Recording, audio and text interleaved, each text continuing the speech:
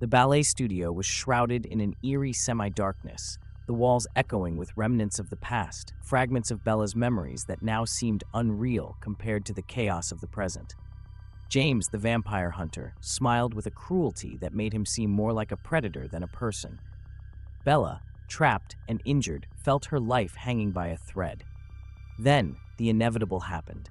James lunged at her with the speed of a storm, and before Edward or the Cullens could intervene, his fangs pierced Bella's skin.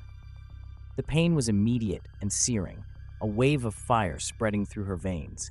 Bella screamed, a heart-wrenching sound that reverberated through the studio just as Edward and the others burst into the room.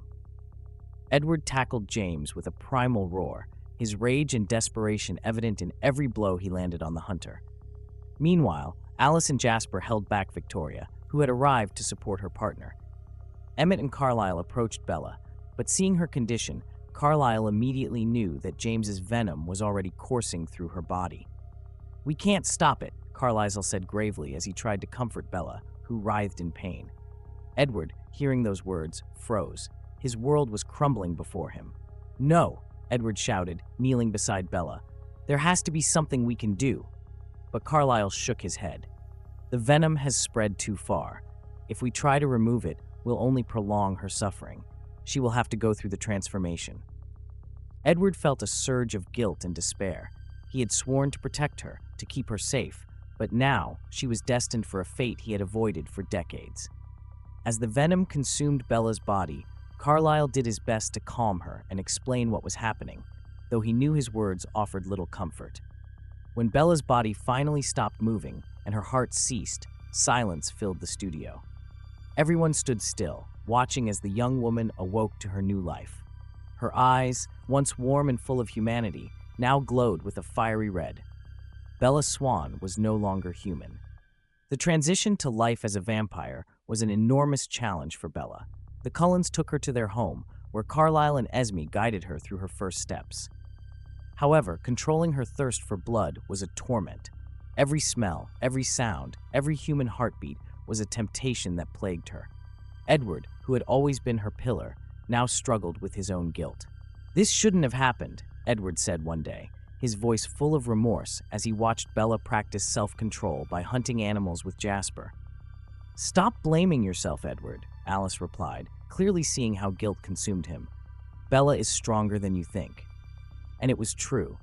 Although she also suffered from her new nature, Bella demonstrated unexpected strength and determination. She was determined to master her thirst and not become a monster. With the Cullens' help, she began to understand the rules of the vampire world, absorbing lessons about the Volturi, the laws, and the responsibilities she now had to assume. One night, while hunting in the forest, Bella had a conversation with Jasper that marked a turning point. "You know, Bella," Jasper began in a calm tone, "there's something about you that fascinates me. Newborns are usually completely irrational, dominated by their thirst, but you have a control I've never seen before. How do you do it?" Bella thought for a moment, looking at the stars through the branches. "I don't want to lose myself," she finally said. "The thought of becoming a monster, of being someone who hurts others, terrifies me more than anything else. I guess that's what drives me." Jasper smiled slightly and nodded. "That's a powerful force, Bella. Don't lose it." But peace was fragile. Victoria, furious over James's death, began stalking the Cullens. Her hatred for Bella grew upon learning that she had survived and was now one of them. The threat of Victoria forced the Cullens to prepare for an inevitable confrontation. Bella, newly transformed, felt torn between fear and determination to protect those who had become her new family. In one of the battles, Bella demonstrated a special ability, a speed and strength superior to most newborns. Even Jasper, who had been skeptical at first, was surprised by her control and combat prowess. "You're extraordinary, Bella," Carlisle said one night after a training session. "Your adaptability is exceptional. Your future in this world might be greater than we imagined." However, Bella's future was not without difficult choices.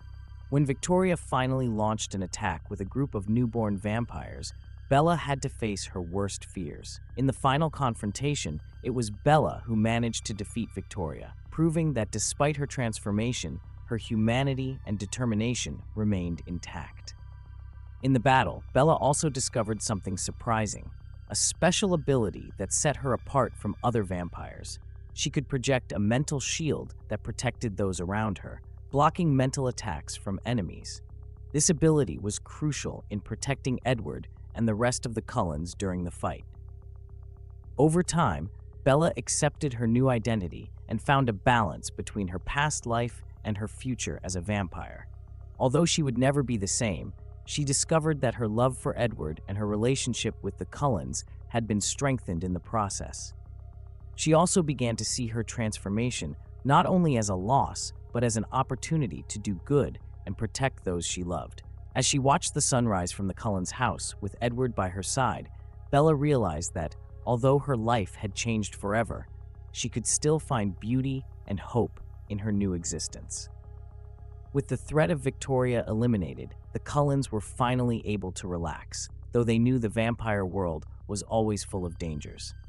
Bella began training with Alice and Jasper to develop her skills, while Edward taught her to enjoy moments of peace. She also faced the difficult task of reconnecting with her father, Charlie, without revealing her new nature. Charlie noticed the changes in Bella, her paler skin, her graceful movements, and her intense gaze. Although he didn't fully understand what had happened, he was grateful to have her back and healthy. Bella, for her part, found ways to keep Charlie in her life without putting him in danger. The day Bella visited Charlie after her transformation was especially emotional. Although she couldn't embrace him as she once had, or spend as much time near him, she found comfort in being able to protect him from afar. With the Cullens' support, Bella created a routine that allowed her to maintain a bond with her father without compromising his safety. As the months passed, Bella also began exploring the world beyond Forks.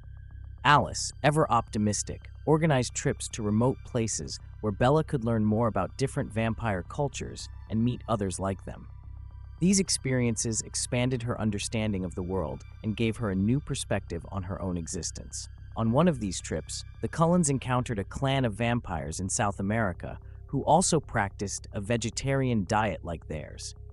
This encounter helped Bella understand that she was not alone in her struggle to maintain her humanity and that others shared her ideals. Bella Swan, now a strong and determined vampire, had found her place in the world. Although her path had been full of challenges, each trial had made her stronger. And as she prepared to face whatever the future held, she knew she would not be alone.